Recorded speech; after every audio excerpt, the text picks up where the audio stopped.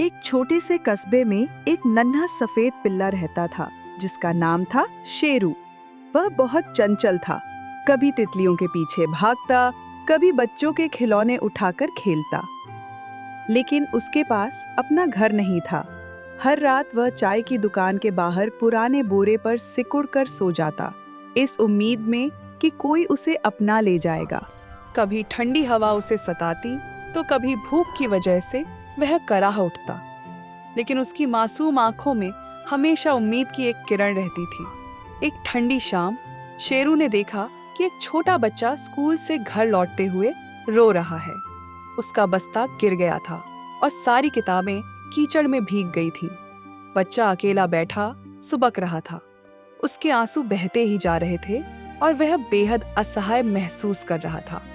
शेरू चुपचाप उसके पास गया, अपनी मासूम आंखों से उसे देखा और धीरे धीरे अपनी नन्ही जीभ से उसके आंसू चाट दिए।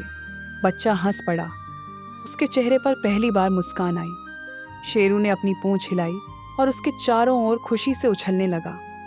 उस पल बच्चे को लगा जैसे उसकी सारी उदासी कहीं दूर चली गई हो। बच्चे ने उसी पल तय कर लिया, अब तुम मेरे सबसे अच्छे दोस्त हो। उसने शेरू को अपनी बाहों में उठा लिया और घर ले गया। शेरू की आंखों में चमक आ गई, जैसे उसकी सबसे बड़ी ख्वाहिश पूरी हो गई हो। उस दिन से शेरू के पास घर था, परिवार था और सबसे प्यारा दोस्त भी। अब उसकी रातें सर्दी और तन्हाई में नहीं, बल्कि गर्माहट और प्यार में कटती थीं। कस्बे के लोग कहते थे, कभी कभी सबसे बड़ा तोहफा खिलौनों या पैसों में नहीं, बल्कि एक छोटे से पिल्ले की मासूम मोहब्बत में छुपा होता है। लोग अक्सर शेरू और बच्चे को साथ खेलते देखते और कहते, यही है सच्ची दोस्ती। क्या आपके पास भी ऐसा एक दोस्त है? हमें कमेंट्स में बताइए और हमारे चैनल को लाइक और सब्सक्राइब कीजिए।